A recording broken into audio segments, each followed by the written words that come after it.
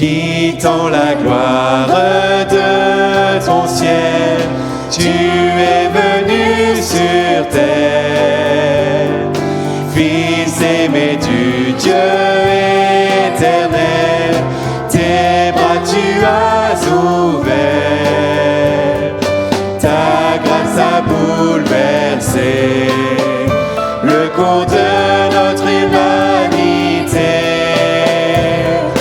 Nous crions ensemble, victoire, Christ est la lumière du monde, que sa gloire couvre la terre, puissance infinie qui libère, son nom est saint, il est saint, il est saint.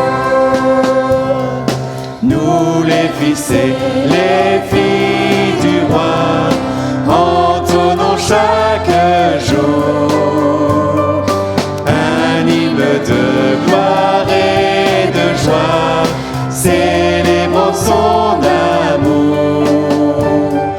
Les nations de la terre s'inclineront devant le Père, chanteront ensemble, victoire, Christ est la lumière du monde, que sa gloire couvre la terre, puissance infinie qui libère, son nom est saint, il est saint, il est saint. Christ est la lumière du monde, que sa gloire couvre la terre, puissance infinie qui libère, son nom est saint. Son nom est saint, Il est saint, il est saint, son nom est saint, son nom est saint, il est saint, il est saint, son nom est saint, son nom est saint, il est saint, Christ est saint, Christ est la lumière du monde, que sa gloire couvre la terre, puissance infinie qui libère, son nom est saint. Frères et sœurs, chers amis, bonsoir. Nous allons partager la parole du Seigneur et compter sur la grâce de Dieu et mettre toute notre foi dans le Seigneur pour trouver la bénédiction dont nous avons besoin. Pour introduire ce temps, nous allons faire une lecture dans l'Évangile de Matthieu, au chapitre 8 et à partir du verset 16. Et nous lisons ceci. Le soir, on amena auprès de Jésus plusieurs démoniaques. Il chassa les esprits par sa parole et il guérit tous les malades, afin que s'accomplisse ce qui avait été annoncé par Ésaïe le prophète. Il a pris nos infirmités et il s'est chargé de nos maladies. Amen. Jésus est un Dieu tout-puissant, il est merveilleux et il veut faire encore de grandes choses pour nous. Quelqu'un pourrait dire, tout va bien, je ne manque de rien, et béni soit Dieu pour certains qui pourront dire, j'ai la santé, le travail, j'ai une gentille famille, des enfants sages, sérieux, et je suis vraiment comblé. Et c'est le lot de beaucoup, mais voilà qu'un événement peut surgir. Un événement arrive qui nous fait perdre notre paix. Et subitement, nous sommes accablés par les soucis, les craintes commencent à nous envahir, la frayeur nous saisit, et la maladie peut-être vient nous frapper, et nous pourrons dire, bien, je ne vois plus d'issue à ma situation. Pour certains, c'est le foyer qui se disloque, la vie professionnelle qui est touchée, le corps qui est touché dans sa santé, santé qui nous abandonne, et puis on perd sa joie, sa raison de vivre pour certains, et une souffrance intérieure commence à nous ronger. Et nous pouvons dire, je suis plus souvent dans la tristesse que dans la joie. Mon âme, dira quelqu'un, et c'est le Seigneur Jésus à Gethsémanée pourra dire à ses disciples, et s'il y en a un qui peut nous comprendre, c'est bien la personne de Jésus, parce qu'un jour Jésus a dit à ses disciples, qui étaient proches de lui, mon âme est triste jusqu'à la mort. Et si quelqu'un peut nous comprendre dans toutes nos afflictions, dans nos détresses, dans notre souffrance, notre maladie, c'est bien la personne de Jésus. Lui compatit à nos souffrances, à nos douleurs. La maladie peut prendre possession de votre corps. La solitude peut se refermer sur vous. Mais nous avons un Seigneur qui veut se tenir près de vous et qui veut vous donner aujourd'hui une parole d'espérance. Peut-être quelqu'un pourrait dire, je suis rentré dans le désespoir. Il y a si longtemps que je suis lié par la maladie. Je ne m'en sortirai jamais. D'ailleurs, le verdict est brutal. Il n'y a plus rien à faire. Et dans ces moments, nous pouvons chanceler, perdre la foi. Mais le Seigneur veut nous donner nos paroles, et une parole de Jérémie dans le chapitre 31, verset 16, et c'est une parole qui vient de Dieu lui-même, qui dit « Ainsi parle l'Éternel, retiens tes pleurs, retiens tes larmes de tes yeux, car il y a de l'espérance pour ton avenir, dit l'Éternel. » C'est Dieu qui tient tout entre ses mains. Il est celui qui siège sur son trône de gloire. Il est aux commandes de tout. Il est le créateur du ciel et de la terre et rien ne se fait sans sa volonté.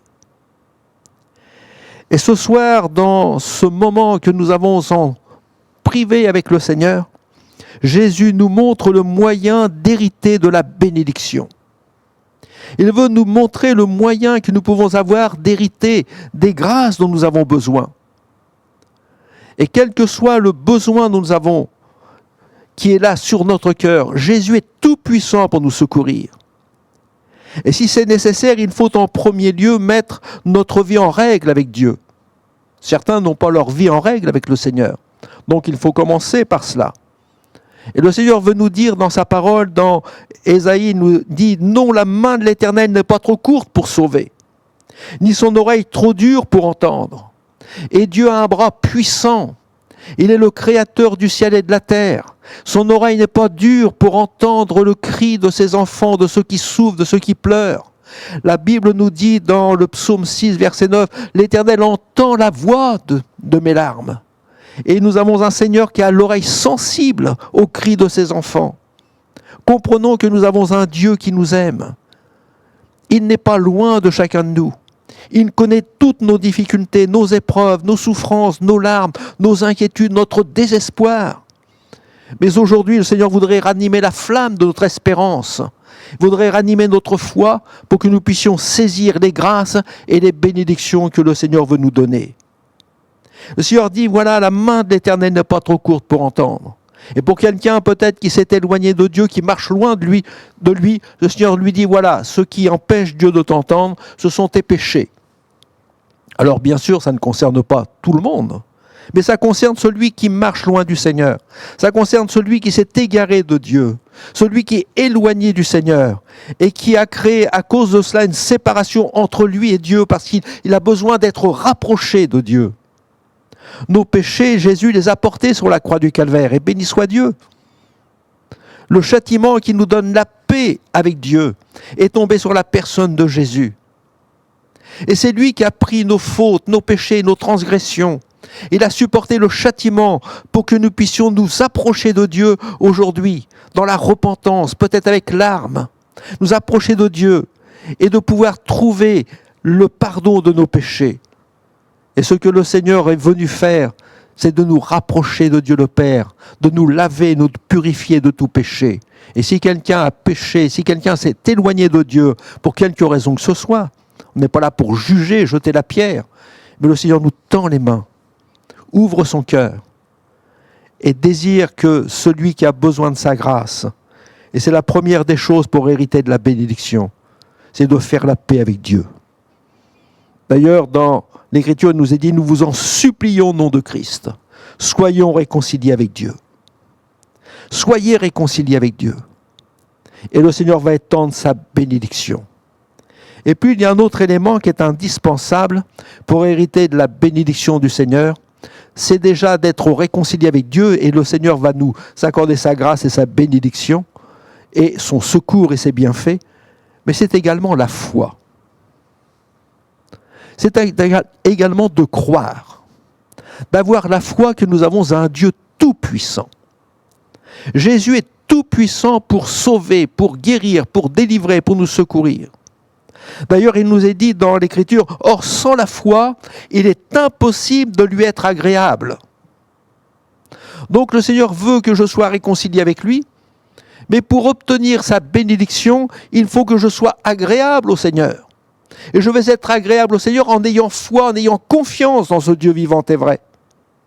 Parce qu'il nous est dit, or sans la foi, il est impossible de lui être agréable, car il faut que celui qui s'approche de Dieu croie que Dieu existe.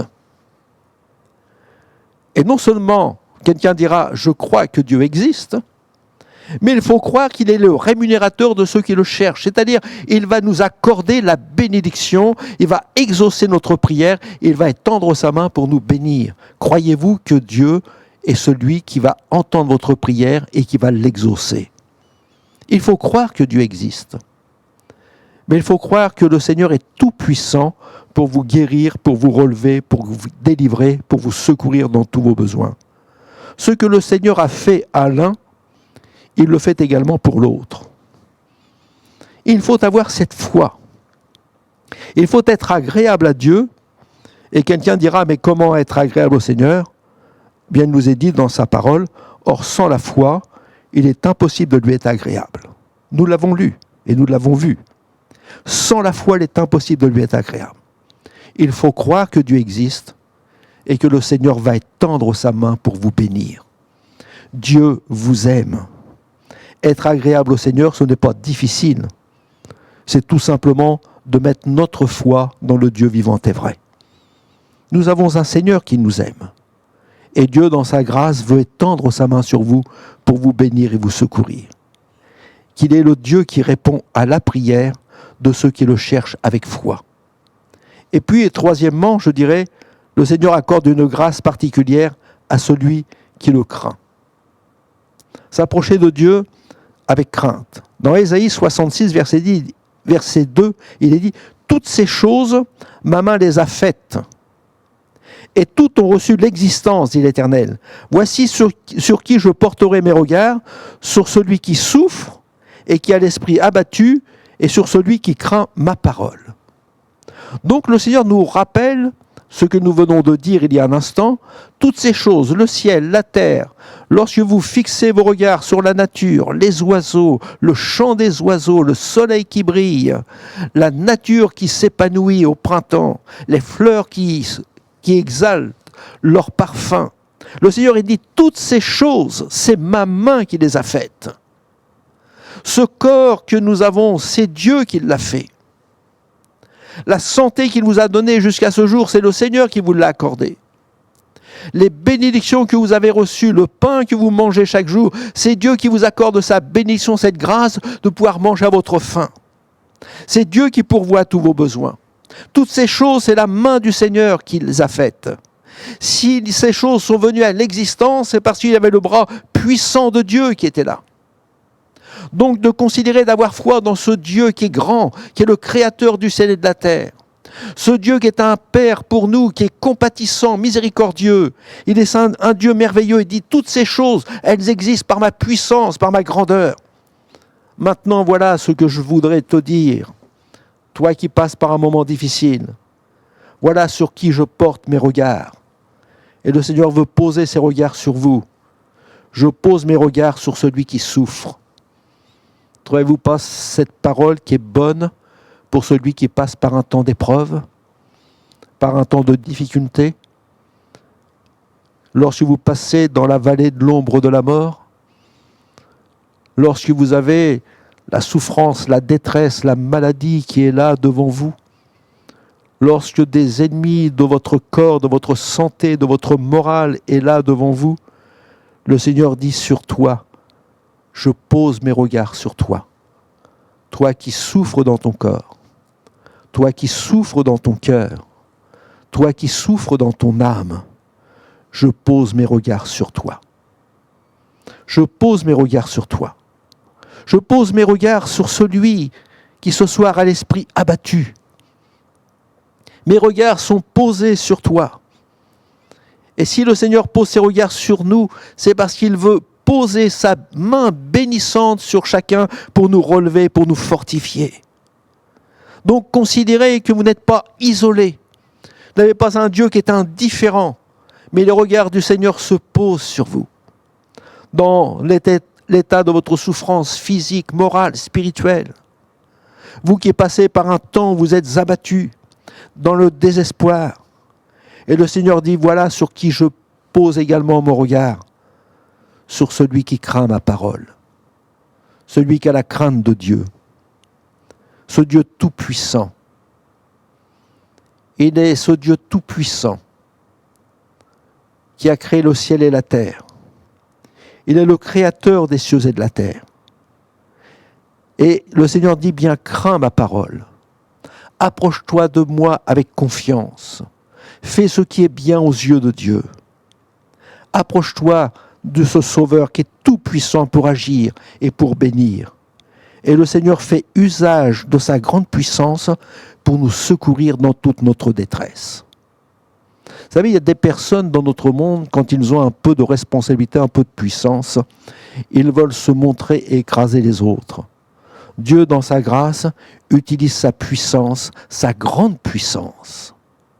Et Dieu est tout puissant. Il est le créateur du ciel et de la terre. Il utilise sa toute puissance pour nous secourir, pour nous bénir. Et regardez la puissance du Seigneur Jésus, comment le Seigneur l'utilise. Nous l'avons vu dans ce passage de l'Écriture. Il nous est dit, le soir, on amena auprès de Jésus plusieurs démoniaques. Jésus utilise sa grande puissance. Il chasse les démons. Oui, ces esprits méchants dans les lieux célestes. Ils existent. Ils tiennent des âmes captives. Ils conduisent les âmes dans le désespoir, même dans les pensées de suicide. Ils tiennent des âmes dans leur tribulation, dans leur détresse. Et Jésus est celui qui est tout puissant pour les chasser. Il les chasse. Il nous est dit dans l'Écriture que la toute-puissance du Seigneur est là parce qu'il est tout-puissant également pour guérir des maladies. Il guérit les malades, il guérit tous les malades. Il n'y a aucune maladie qui est inaccessible à la puissance du Seigneur. Le Seigneur guérissait les lépreux, il guérissait les paralytiques, il ouvrait les yeux des aveugles, il faisait entendre les sourds, il faisait parler le muet, et nous le voyons, les paralytiques marcher. Nous avons un Dieu qui est tout puissant, et celui qui était seul, désespéré, le Seigneur s'approchait d'eux et posait ses mains sur eux et les guérit. On voit un homme, nous rappelle l'Écriture, à la piscine de Bethesda, où cet homme était là, seul dans sa détresse, et le Seigneur Jésus va poser ses regards sur lui. Il va le voir qui est seul, qui est malade depuis longtemps, depuis plus de 40 ans. Et il va lui dire, mais veux-tu être guéri ? Et peut-être pour ce soir, quelqu'un qui est passé dans un moment difficile depuis des années, qu'il traîne sa souffrance et sa maladie, le Seigneur s'approche, pose ses regards sur vous. Et vous entendez la voix du Seigneur qui vous dit, mais veux-tu être guéri ? Veux-tu ? Alors c'est d'ouvrir son cœur. Cet homme lui dira, Seigneur, je n'ai personne. Un autre dira en d'autres circonstances, Seigneur, si tu le veux, tu peux. Et le Seigneur lui dira, je le veux. Dieu veut votre bien-être et votre bénédiction, votre délivrance et votre guérison. Quelqu'un d'autre le dira, Seigneur, mais peux-tu, si tu peux? Et le Seigneur le reprendra en disant, si tu peux, tout est possible à celui qui croit. Tout est possible. Et tout est rendu possible si nous avons foi dans ce Dieu tout-puissant. Si j'ai foi dans ce Sauveur merveilleux qui est tout-puissant pour me délivrer. Parce que Jésus guérit tous les malades. Il nous est dit dans l'Évangile, Jésus guérit tous les malades. Et il guérit tous ceux qui se portaient mal. Et je crois que nous avons un Seigneur qui s'approche en portant ses regards sur celui qui souffre.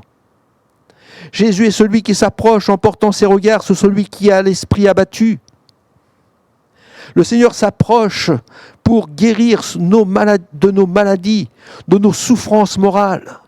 Jésus est là encore ce soir pour guérir nos souffrances spirituelles. Le Seigneur pose ses regards sur chacun d'entre nous. Le Seigneur les a portés durant tout son ministère sur la terre. Mais quelle grâce!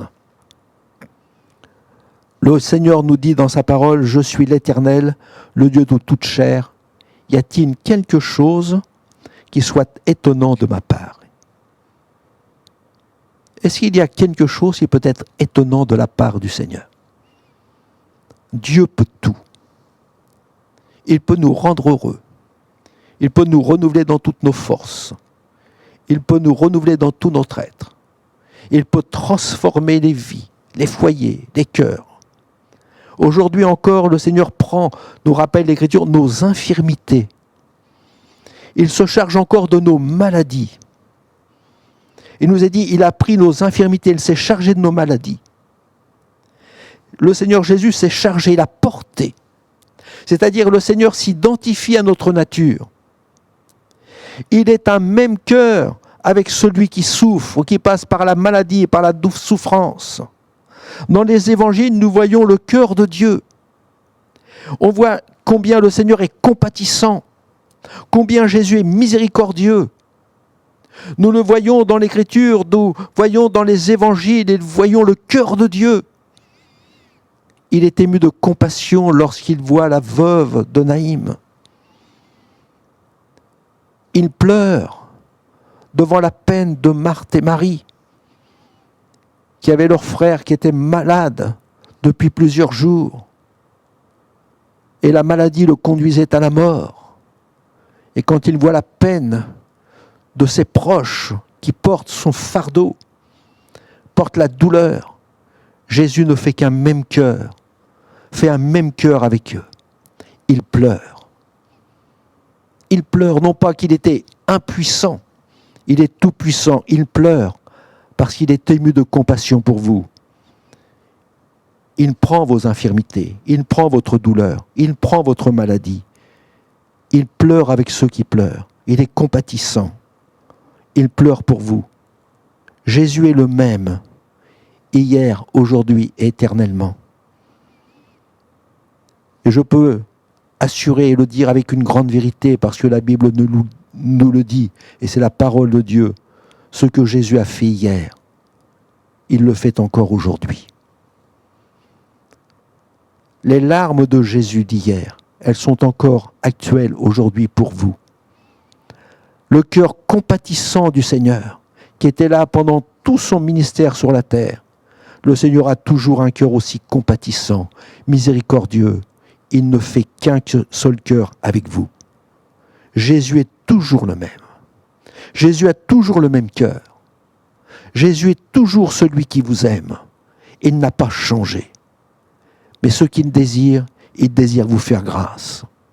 Voilà ce que ce Dieu merveilleux veut vous faire. Il veut vous faire grâce. Il a pris, il prend votre souffrance, il se charge de votre maladie. Il fait un même cœur avec vous. Il est compatissant. Il comprend votre douleur. S'il y en a un qui peut vous comprendre mieux que n'importe qui, c'est bien la personne de Jésus. Ayez foi dans ce Dieu vivant et vrai. Non seulement il est tout puissant, mais Jésus se charge de votre infirmité, de votre souffrance, de votre maladie. Il est là avec vous. Et voici ce que le Seigneur voudrait vous dire ce soir. Dans Ésaïe 30 au verset 18, il est dit ceci. Cependant, l'Éternel désire vous faire grâce et il se lèvera pour vous faire miséricorde. Car l'Éternel est un Dieu juste. Heureux tous ceux qui espèrent en lui. Voilà ce que le Seigneur veut vous donner. Il veut vous dire ce qu'il y a sur le cœur du Seigneur. Le désir profond de Dieu, c'est qu'il désire vous faire grâce. Il désire vous faire grâce, il désire vous bénir. Il désire étendre sa main puissante et guérissante sur vous. Il désire encore agir dans votre cœur, dans votre corps. Ce Dieu compatissant ne veut pas vous laisser dans votre souffrance, disant « je pleure avec toi et sans rien faire ». Lorsque Jésus va être au tombeau de Lazare, il va voir la peine de ceux qu'il aimait, de ses proches. Il va pleurer avec eux. Mais il va demander que la pierre qui est là devant le tombeau, cette pierre qui est là devant vous, qui vous met devant l'impossibilité de trouver une délivrance, un secours, cette pierre de la maladie, de l'épreuve, de la souffrance, du désespoir, le Seigneur dit bien, ôte cette pierre et crois dans le Dieu vivant et vrai. Et Jésus est là qui agit, et même dans la détresse, dans la souffrance, le Seigneur Jésus est tout puissant pour agir. Devant ce tombeau où il y a 4 jours qu'il y a là un homme qui était malade hier et qui est au tombeau, Jésus va faire quelque chose d'extraordinaire. Il est tout puissant encore pour agir aujourd'hui. Il va dire à celui qui est là dans le tombeau, Lazare sort. Et il va ressusciter le mort, Lazare. Dieu est tout puissant pour donner la santé à votre corps souffrant. Dieu est tout puissant pour redonner vie à ce qui est mort dans votre cœur. Dieu est tout puissant pour redonner vie à votre foi qui est chancelante. Il est un sauveur merveilleux. Il dit bien, ce qu'il faudrait, c'est que tu ôtes la pierre du doute, la pierre de l'incrédulité, et que tu laisses la parole de Dieu agir avec puissance dans ton cœur. Ce Dieu tout-puissant qui est là pour te relever, pour te délivrer, parce que le désir du Seigneur, c'est de te faire grâce ce soir. Le Seigneur se lève pour te faire miséricorde, car l'Éternel est un Dieu juste. Et il nous dit dans sa parole, et nous l'avons lu ensemble, et vous l'avez vu ensemble, heureux ceux qui espèrent en lui. Espérez dans la personne du Seigneur, dans le bras puissant de Dieu. Mettez votre foi dans le Seigneur et Dieu dans sa grâce va agir. Vous n'êtes pas hors de la portée du Seigneur. Jésus est tout près de vous. Il se tient près de ceux qui ont le cœur brisé. C'est écrit et c'est le Seigneur lui-même qui le dit. Il se tient près de ceux qui ont le cœur brisé. Il s'approche du malade. Et relisez les évangiles pour fortifier votre foi. Il s'approche du malade pour guérir ce corps souffrant. Il s'approche du cœur malheureux pour le consoler. Il s'approche de l'affligé pour guérir les blessures de son cœur. Il s'approche encore pour panser les blessures de vos âmes. Nous avons un Dieu qui est tout-puissant, un Dieu qui est merveilleux. Il n'y a rien qui soit impossible à notre Dieu. Ce qu'il a fait hier, il le fait encore aujourd'hui. Il veut nous faire miséricorde, il veut que nous mettions notre foi dans ce Dieu vivant et vrai. Tout ce que vous demanderez au Père, dira le Seigneur Jésus, tout ce que vous demanderez au Père, croyez que vous l'avez reçu et vous le verrez s'accomplir. C'est simple. Tout ce que vous demanderez à Dieu, c'est tout. Sans aucune restriction, c'est tout. Tout ce que vous allez demander au Père, croyez que ce que vous avez demandé, vous l'avez reçu. Vous allez le voir s'accomplir dans votre vie, dans votre corps, dans votre santé. Tout. Jésus est tout puissant pour agir. Il faut croire sans douter. Le doute nous fait échapper la bénédiction. Mais la foi nous fait saisir les grâces et les bienfaits du Seigneur. Dieu est tout-puissant. Il est capable encore aujourd'hui de poser sa main et de se glorifier dans votre vie, dans votre corps, dans votre santé. Il y a encore de l'espérance pour votre avenir, nous dit le Seigneur. Donc le Seigneur nous invite. Il y a de l'espérance pour toi. Il y a de l'espérance pour ton avenir. Tout n'est pas fini. Alors le Seigneur me dit dans sa parole combien il est important de se confier à lui, de lui dire tout au Seigneur Jésus, quels que soient nos besoins, de lui ouvrir tout notre cœur, de lui faire confiance, d'ouvrir tout son cœur, de lui montrer peut-être même notre souffrance, notre désespoir, notre manque de foi, de pouvoir dire comme cet homme un jour dira au Seigneur, viens au secours de mon incrédulité, de pouvoir lui ouvrir son cœur avec sincérité. Et le Seigneur nous invite à saisir sa bénédiction. Je terminerai avec cette parole de l'Écriture que l'on trouve dans Philippiens 4, verset 6. Ne vous inquiétez de rien, mais en toute chose, faites connaître vos besoins à Dieu par des prières et des supplications et avec des actions de grâce. La prière de la foi, c'est de nous reposer sur la personne du Seigneur. Et c'est pour cela que le Seigneur nous dit, si tu viens t'approcher de Dieu ce soir, avec foi, tu vas trouver la paix dans ton cœur. Et là, tu ne t'inquiéteras de rien. Parce que tu fais connaître tous tes besoins au Seigneur. Avec tes prières, avec tes supplications, avec ta reconnaissance.